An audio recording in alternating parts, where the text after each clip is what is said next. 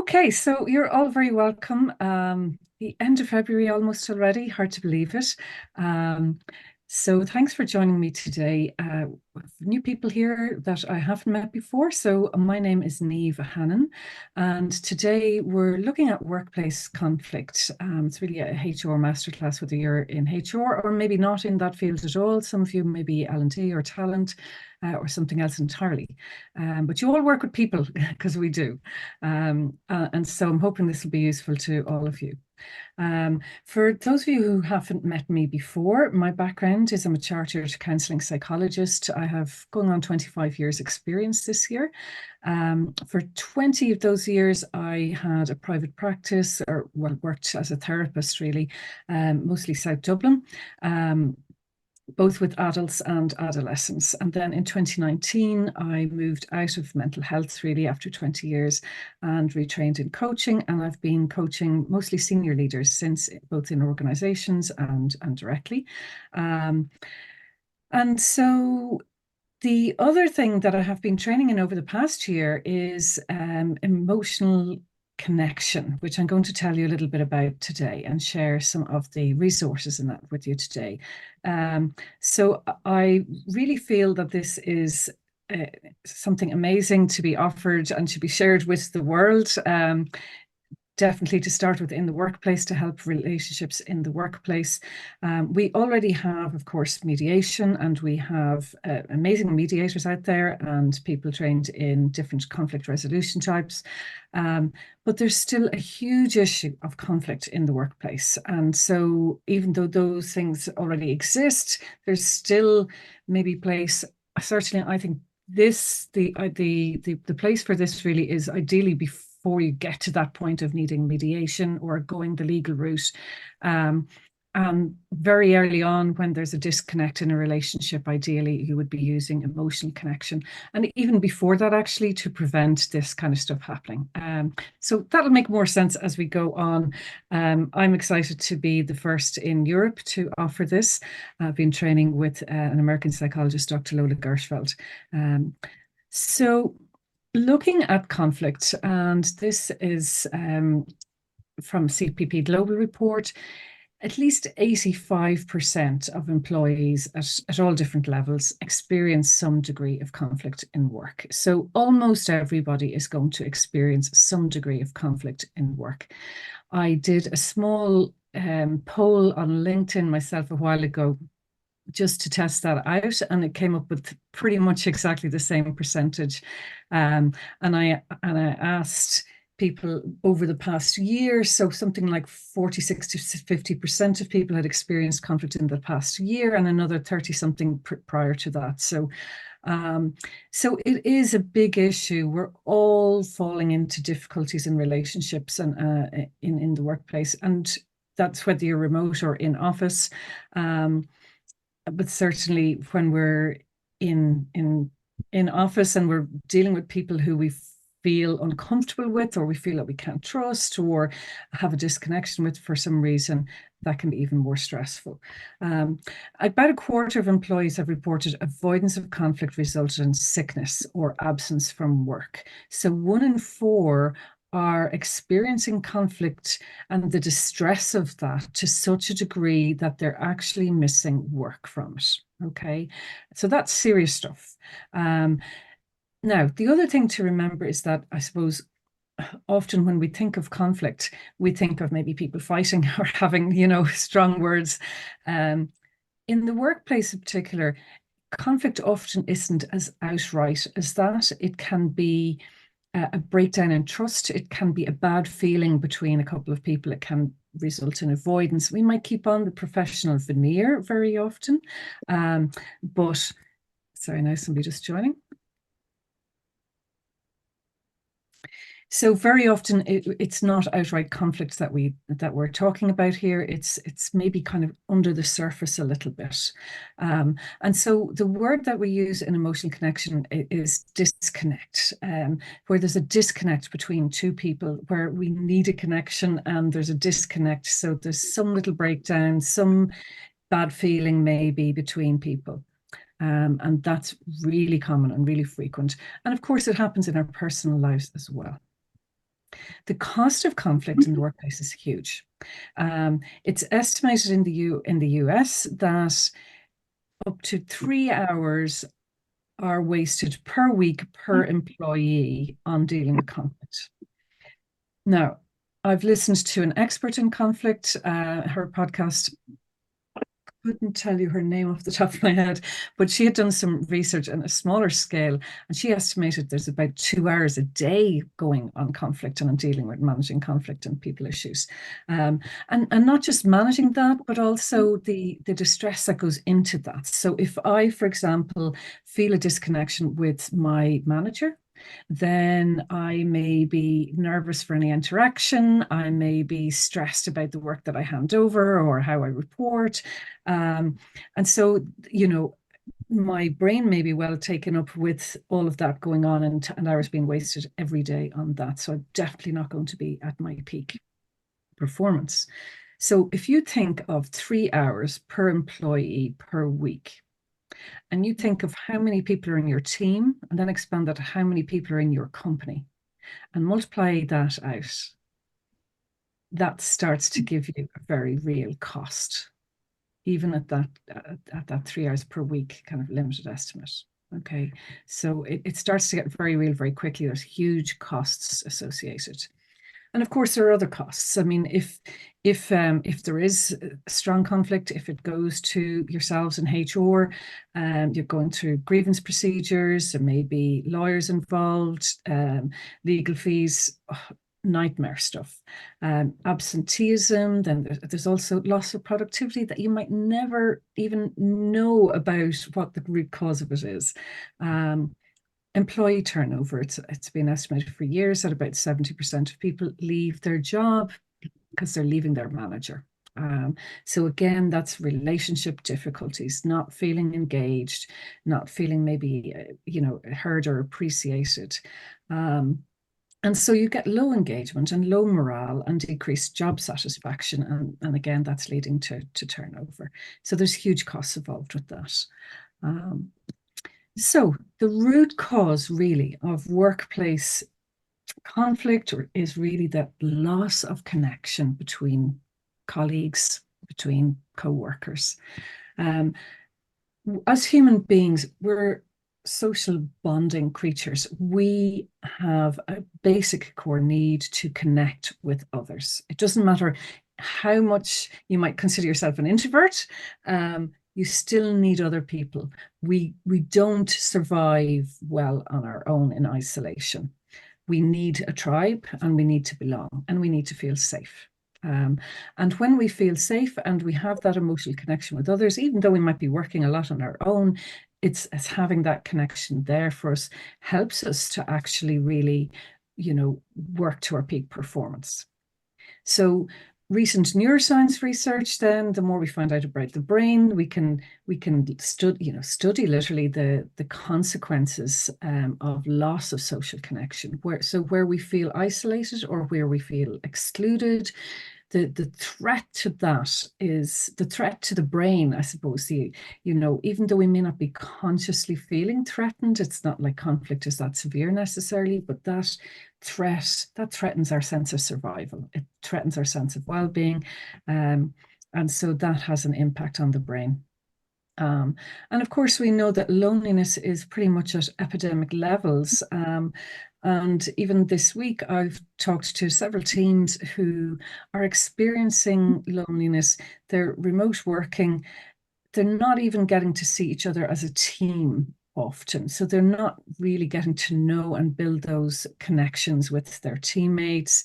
You would hope with the person that they report into that there's something happening there. But even certainly in 2020, when everybody jumped online and was no longer in the office, I think at that point, there was a big emphasis on managers making time to reach out one-to-one to everybody on their team every week, to check in with how they were doing. There was big concern about, well-being, mental health, and obviously illness with COVID.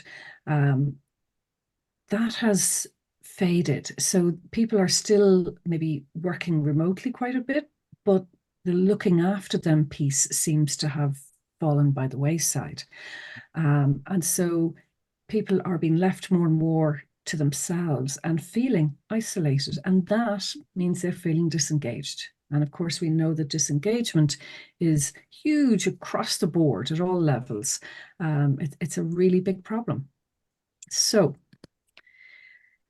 just very briefly, tipping the iceberg within neuroscience, when we're experiencing disconnection with somebody, the emotional side of our brain pretty much hijacks our prefrontal cortex. And so the cognitive functioning and the social interactions and our capacity for that slows down because that part of our brain is no longer in the driving seat. When we experience a disconnect, we interpret that as being like a threat. Not consciously, this happens instantaneously. We interpret that as a threat. And so our amygdala goes into action, and the amygdala can override the prefrontal cortex. So in plain language, what that means is either your emotional brain is in the driving seat or your logical, rational, reasoning brain is in the driving seat. They can't both drive at the same time. And even though we like to think that we're logical creatures, if there's emotional arousal, once that amygdala is hijacked, the amygdala takes over the driving and the logical side doesn't get a look in. This is why it doesn't, if somebody's overheated, if they're very stressed or they're over anxious or they're really angry, there's no point in trying to talk sense to them because the sense part of their brain is on lockdown at that moment. We have to find a way to calm the person down and then we can talk sense. Similarly, if you've just had a diagnosis, your amygdala is gone into hijack mode. Your emotions are firing off and you won't hear any of this stuff after that because you're not able to make sense of it. You'll be nodding there, but there's other stuff going on. So really what happens in the brain is it goes into pretty much tunnel vision of survival. It quite automatically shifts its energy from thinking and calculating and all of that stuff about what's best for the team or what's best for the company and goes into survival mode. What's best for me? What do I need to do? And so when people are experiencing disconnect, even in the workplace, it's pretty much impossible for them to be supportive and engaging and empathic and collaborative with others. And we're seeing that, but not necessarily recognizing that in the workplace. We're probably better at covering up in the workplace as well, of course, because it's what's appropriate and what's not appropriate. When this stuff happens for us in home, we might fire off at our partner, or you'll see a strong reaction. In the workplace, we're masking it, but it's still happening and it's still there and it's still impacting our ability to work. So that's really a little bit about just the amygdala and the prefrontal cortex, as I've explained. I think what's really pertinent here is that the amygdala can override the prefrontal cortex, but the prefrontal cortex cannot override the amygdala. So it's a one-way thing. The amygdala, if I show you the next screen, the emotion center there on the bottom can override any other part of the brain. It has arms reaching out and can just say, okay, I'm taking over here. However, those parts of the brain, the cognition part, the prefrontal cortex there at the front, which, by the way, isn't fully developed till we're about 24, which is why if you have teenagers, their impulse control hasn't been developed. They're not necessarily always logical or rational beings. But that clear thinking capacity is going to be slowed down and maybe put on the side burner altogether when we're in emotional mode, because that's what's in the driving seat. So I hope that makes sense. Again, feel free to type any questions you have into chat and we'll have time for Q&A at the end. So when there's a disconnection, and remember, this doesn't have to be outright conflict. This is happening all the time and it is impacting us, whether we think about it or not.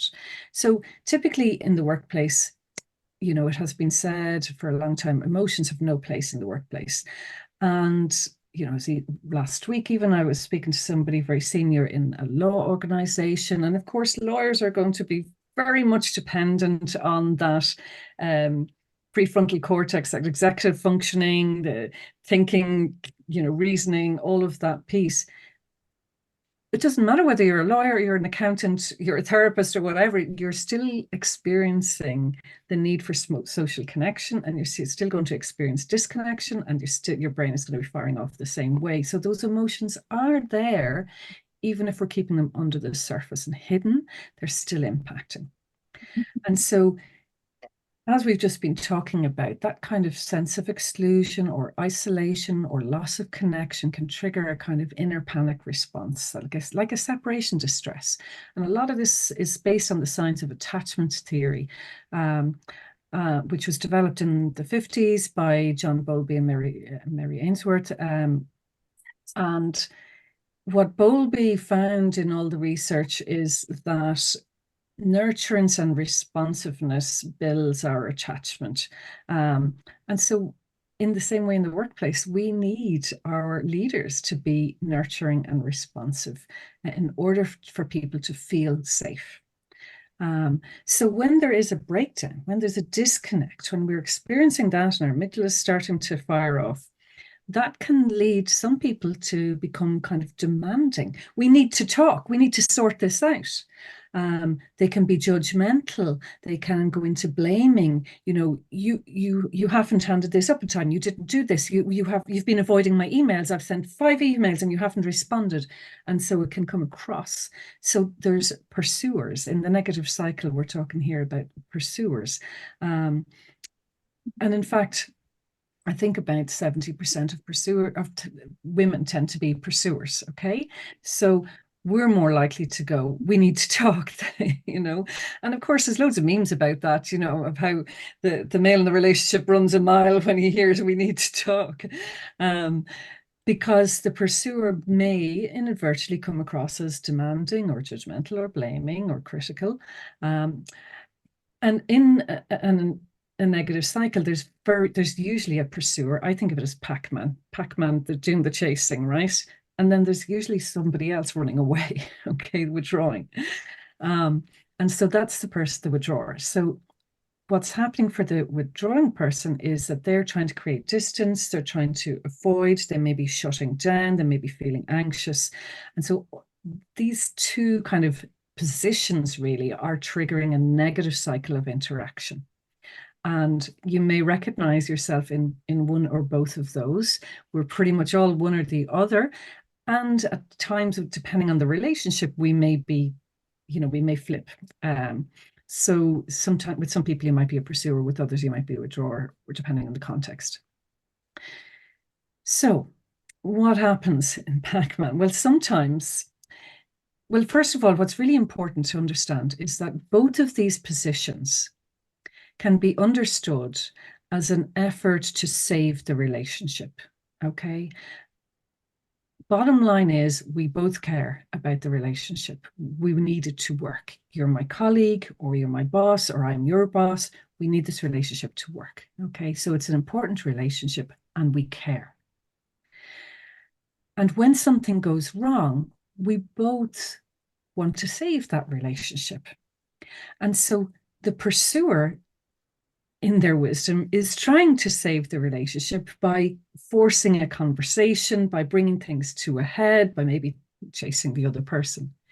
The withdrawer, in their wisdom, is feeling like maybe overwhelmed, maybe bombarded, maybe they're feeling attacked. And so in their way of thinking, they're kind of, I have to stop them. I have to make them stop, because otherwise this is going to explode. This is hurting the relationship. They need to stop. And so they're trying to get away.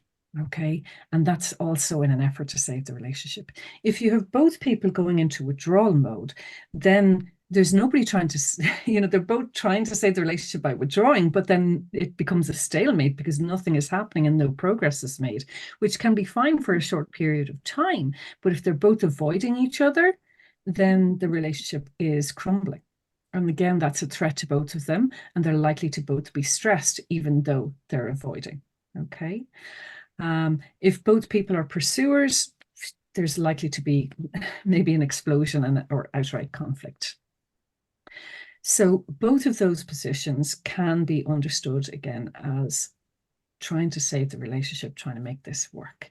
But what ends up happening is going around in that kind of loop. Pursuer, chasing, withdrawer, running away. Then maybe the pursuer stops, gets fed up, the withdrawer starts to pursue, and so it goes around in that loop. And often what happens is that it's not directly dealt with. In most workplaces, conflict is not well dealt with. And so people go indirectly and talk about it left, right, and center, creating further disconnections, but also that kind of toxicity. And the culture can change very quickly then. So I hope that's making sense for people, because it's important to understand the negative cycle. And what's important here is that we're not blaming the people. It's not about content, what the argument is about, because the argument could be about, what color the wallpaper is today, and it could be about something else entirely tomorrow. It's all about the relationship. And so we're not blaming, people for being at fault. We're helping people to understand that actually where the blame lies is the negative cycle that both people are caught up in. And once we can recognize that we're caught in that negative cycle, we can take steps to break the cycle. So the root cause then of that disconnection and conflict in the workplace is that erosion of connection, because we need that connection to survive. I hope that makes sense to you. So if we look at this, and this is from EMC, Emotional Connection, which I'll explain, the model of the negative cycle. Maybe you say something to me, or maybe there's a tone that you use. Like, say, for example, I go into my manager, and my manager is busy and maybe stressed, and I'm asking for something, or their tone, maybe because they're overwhelmed, but I may misinterpret it as they're being impatient with me, or they're being dismissive of me. And it can happen like that.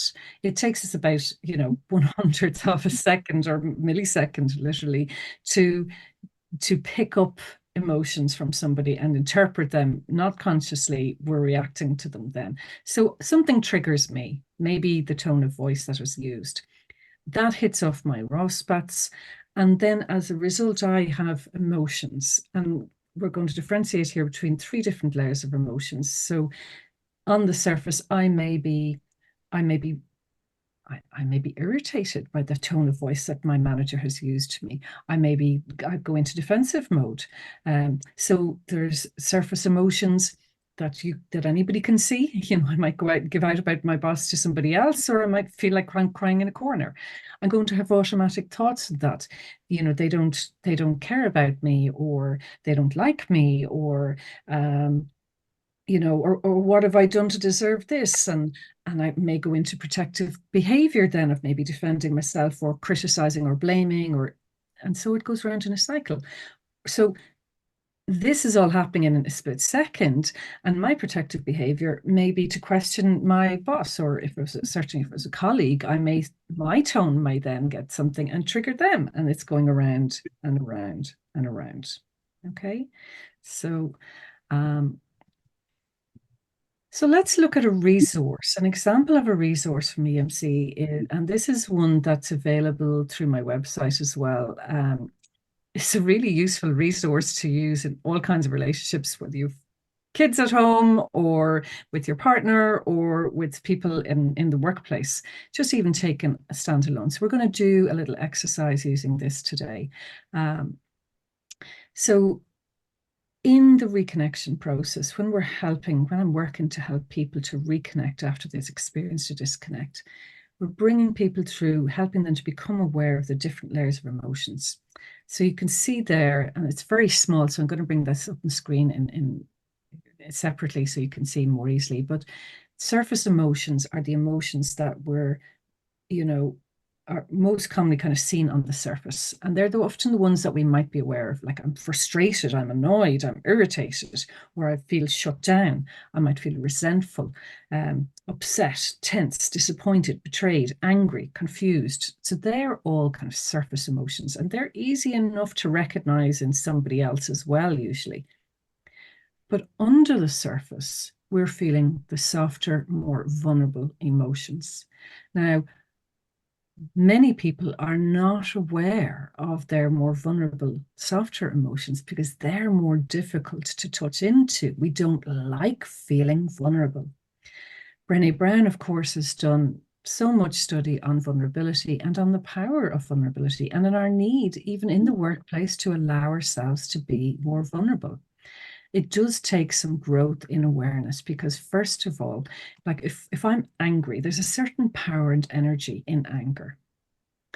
Whereas I might, underneath that anger, there may be a whole layer of softer, vulnerable emotions. And in most workplaces, I may not feel safe enough to go into that vulnerability.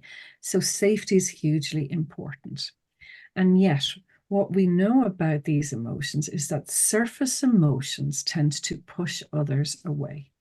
If I'm frustrated, irritated, angry, if I'm feeling all of these things, they're not they're not emotions that other people warm to. So they usually end up pushing people away. So if I'm pursuing somebody and I'm staying in my surface and we need to talk, then I'm going to actually be emotionally, severing and that connection and really, pushing them even further. Whereas when we go into our softer emotions and we speak from that vulnerable place, that pulls people closer. It actually allows the connection to strengthen. It gives permission for the other person to go into their more vulnerable emotions. They can hear us better because they're not feeling attacked. They're no longer in the corner. And so there's a huge power to recognizing and acknowledging the softer emotions.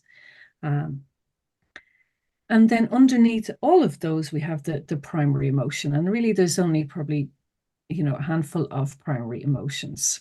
And usually when we're talking about disconnection in the workplace, you've got, it's fear. A lot of the time we're operating from fear. There may be sadness. There may be great sadness if there's particularly, in a relationship that we cared about, or if there's a friendship there, a collegial sense as well. There may be shame. Shame may be activated, or just surprise at what has happened. Kind of like can't fathom this at all. Okay, so they're the primary ones feeding into all of those others. Okay. And the thing about emotions is that they're powerful agents of change. So certainly working as a coach, when somebody allows themselves to feel the emotions, there's a lot more transformation going to happen. If we're just operating from the head, the change doesn't happen the same way. Okay. So I'd like you, just to get an experience of using this, to think about a time recently where you felt triggered in a close relationship. Could be at work, it could be by somebody who walked in and used a certain tone of voice on you, or pushed your button in some way. It could be at home. I'm sure all have examples because we're often getting triggered. It happens frequently enough that somebody says something to you or looks crooked at you, or pushes your buttons in some way. So just thinking of one example. And I'd like you now, we're going to go through the soft surface and then the softer and primary to identify which emotions you experienced. So maybe write down, first of all, what the situation was.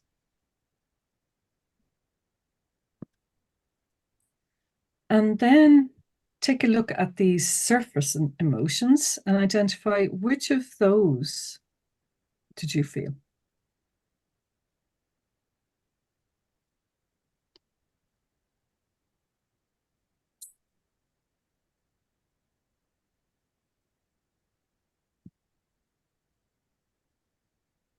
So you might just take a moment to scribble them down.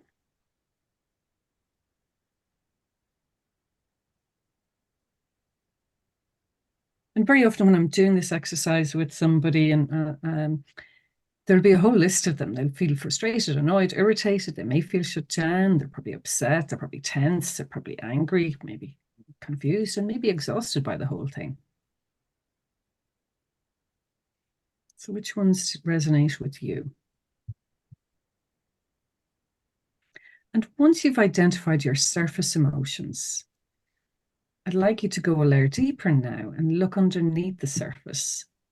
Which of the softer emotions were you feeling when you think back to that situation, that disconnect?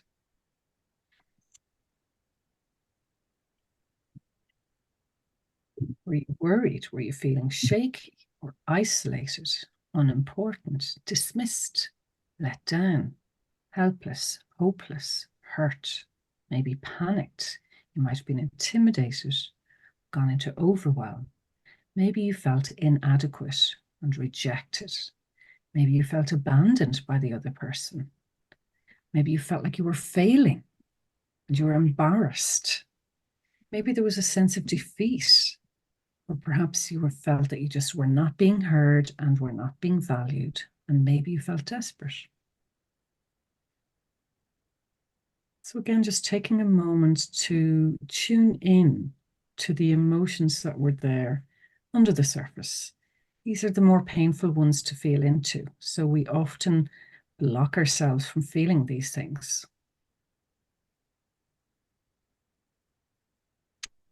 The thing about emotions, though, is that when we can name them and acknowledge them, we actually lessen their intensity. So even by going through this list for yourself, you can help yourself maybe shift some of those emotions rather than trying to avoid them. And some of the ways that we avoid them are by being very busy, of course. We're very important people. We've got lots to do. Maybe we find ourselves in the fridge or in the cupboard reaching for something and kind of going, how did I end up here? An emotion pushed you in there, or the avoidance of an emotion. Some people drink, others, feed themselves with drugs. Others over exercise. So we pretty much all have something that we do to numb some of the more painful emotions, the ones we don't like to feel. So having identified now your softer emotions, can you identify which of the primary emotions is at the root of all of those? Is it fear? Is it sadness? When you think of that disconnection, that relationship, and what went wrong in that moment. And this could be somebody you love, it could be your partner, or it could be somebody you get on really well with normally, but had a disconnection with. Or somebody that whose the relationship's important to you at work. You could do with getting on really well, because if you were both in a place of connection and trusted each other, you could work really well. But perhaps you're struggling. So just a note about anger. Anger is a primary emotion, but it can also be a surface emotion. So we treat it in emotional connection as a surface emotion because usually, and I can back this up with 25 years of working one-to-one with people, nearly always with anger, there's something going on under the surface. There are layers. So we can get stuck in our anger, or we can get attached to our anger because we can feel very righteous in that. But usually there's some softer emotions going on underneath feeding that anger. And you might feel safer in the anger than feeling into the vulnerability. And the other primary emotion is joy. But we don't use that in this because we're focusing on disconnection here.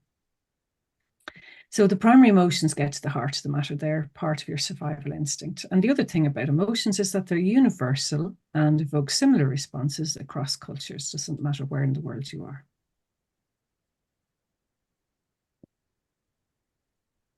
So I would love to hear towards the end how you got on with that exercise. And if you're watching this on YouTube afterwards, feel free to get in touch with me by email or through social media, and let me know if you have any questions or if there was any struggle with that. So, of course, we want to look briefly just at breaking the cycle. When you're caught in that negative pattern, how can you break the cycle? The first step, really, of any change is awareness, recognizing that there's a disconnect in a relationship and acknowledging that. You think that would be easy, but a lot of the time when people are working together, they tell themselves, no, everything's fine. Everything's fine. Yeah, no, I mean, like, we're not going to be best of friends, but we get on fine. And inside, they're losing sleep over this. um, or they know how to get on and put on the professional veneer, but they're still stressing and distressed about this. So it's to become aware, and we get better at this with practice, of recognizing even as soon as a disconnect has happened, as soon as you've been triggered and kind of gone into that negative cycle. It's growing the awareness of that. So we do need to slow down as well. Emotions are very fast. They tend to come like a lot of emotions at once, which is why it's so important. Sorry, we've got somebody else joining us.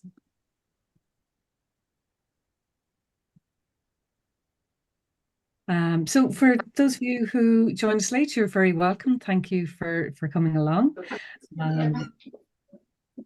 So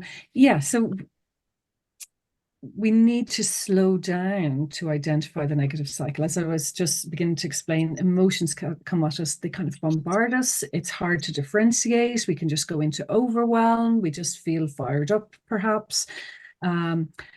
And that's why the little exercise that we've just done is so important, because that helps us to slow it all down and to identify what's going on. And when we can slow that down, then we can again build our awareness about it. Psychological safety is huge. I mean, there's so much research on it. Creating safety, this is not about everybody going around the workplace talking about their emotions all the time. That wouldn't be appropriate or suitable.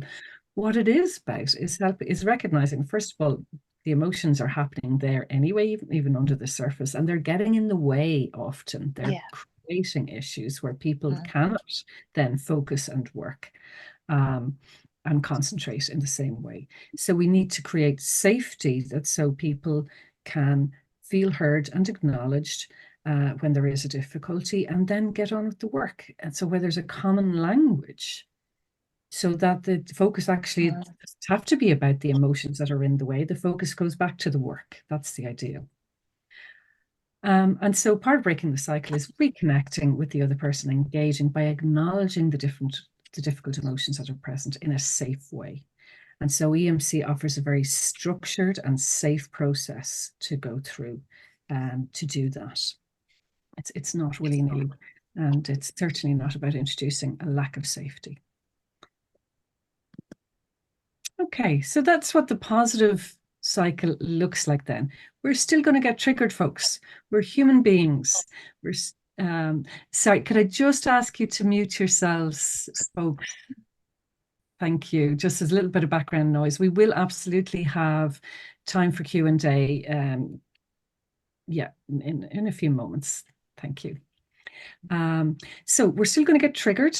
There's still going to be people that will, we can work on ourselves, and I have been for many years, but occasionally I'm still going to get triggered. I'm still going to maybe have a reaction. Somebody says something to me and hits off me. So the trigger still happens, number one, and we'll hit off our raw spots, number two. And part of this process is recognizing your triggers and recognizing your raw spots. The difference in the positive cycle is that instead of just getting caught up in the surface emotions, we become aware and go into become aware of what's happening at a softer emotional level, what's happening at a primary emotional level.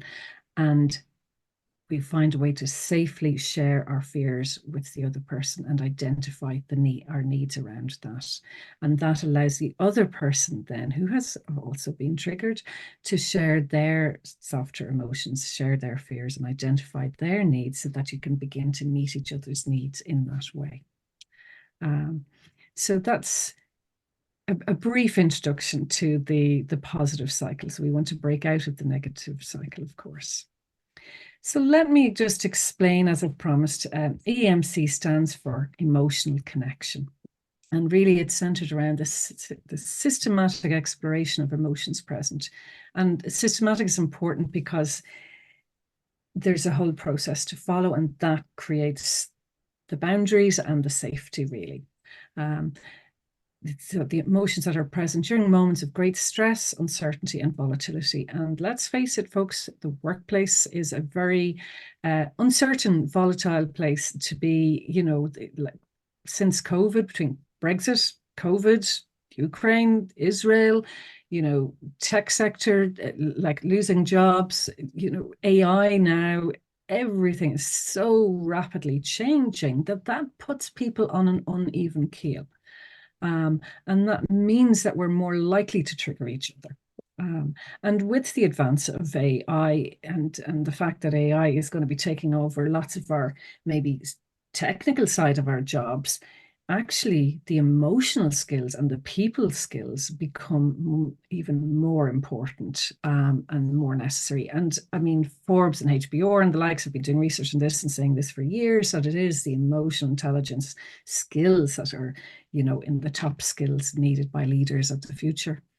So just returning to here, what's understood, when understood and addressed, participants can work to create emotional safety in the workplace so that relationships can be restored. So this is not just about reaching an agreement where there's an argument or a disagreement, because it's not focused on content, it's focused on the relationship, so that you can form stronger bonds and then just get back to the work, because it's like you've taken away that whole mess, because we now have a common language and a common way of dealing with things, and it means we can just focus on the work. So actually it takes away a lot of the mess by, and so as I mentioned, EMC is developed and researched by US psychologist Dr. Lola Gershfeld and her team that I've been working close with since last year. In a nutshell, EMC helps companies master the art of relationships so that you can spend more time, less time, first of all, dealing with the people issues and more time focusing on the real work of what your job is actually supposed to be about. And how we do this, so where there is a disconnect in a senior, or important relationship, we would carry out reconnection sessions. That can be one-on-one. It can be two-on-one, the two people in the disconnection with myself, for example. So they're the reconnection sessions, helping people to reconnect where there has been a disconnect experienced. In the long term, the idea really is training to develop the leaders and train everybody in the organization to a certain extent. There's different levels of training depending on the levels in the organization. Mixture of online or in person, both are available. And coaching, ongoing coaching for leaders, really to install the learnings over time so that they learn a different way of being. So they are accessible, they are responsive, and that they are engaged, and they can show their team that I am there for you, and that they have those people skills then to respond. They're more emotionally in tuned and have those people skills. And that impacts then, in the way that they even start a meeting, in the way that they interact. So, we have amazing leaders out there, and we have lots of leaders also who are hired for their technical skills and not necessarily then they're trying to catch up with the people skills.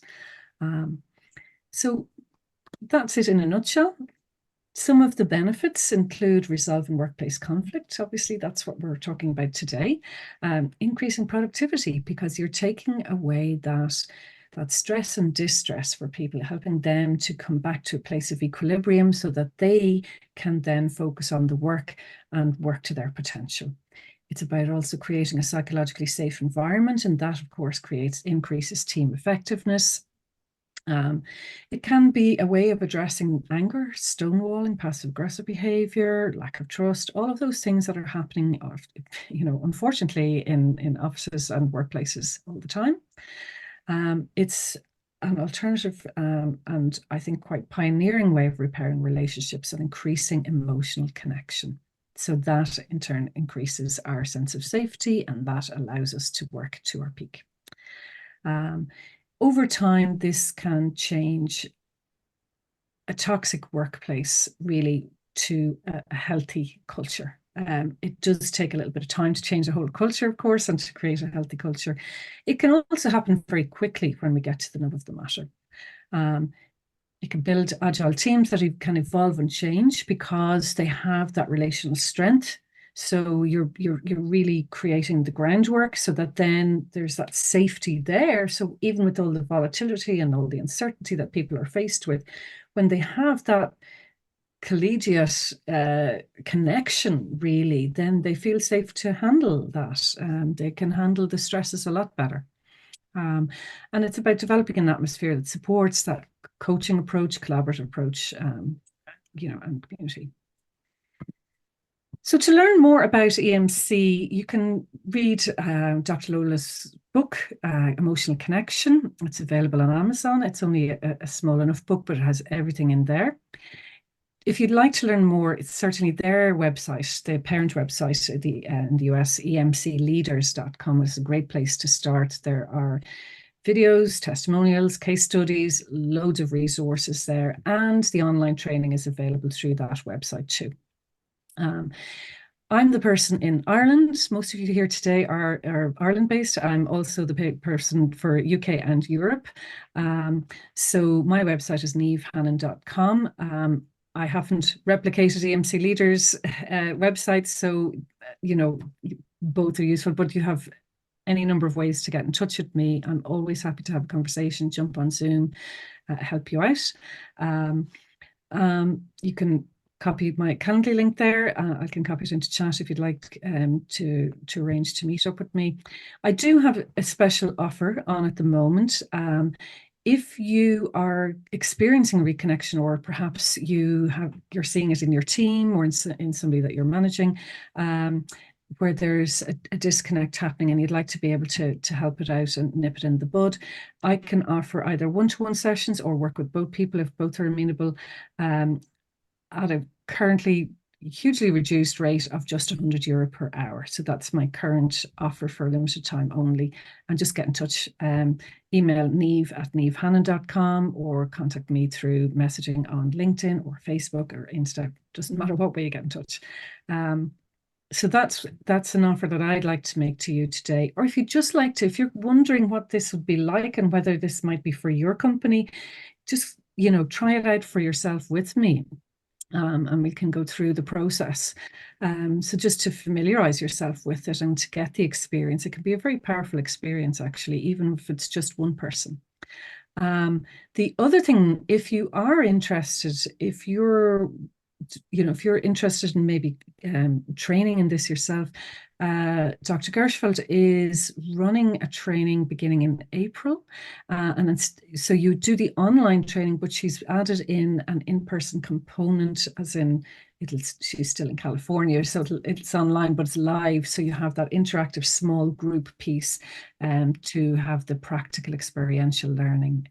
So that's the first time this opportunity has become available. So if you're interested, get in touch with either myself or Lola through emcleaders.com. So I think most of you have probably come to me through LinkedIn, but if not, do connect with me. If we've been connected but have never spoken to each other, as I think is the case for many of you here today, do get in touch. It'd be lovely to have a conversation.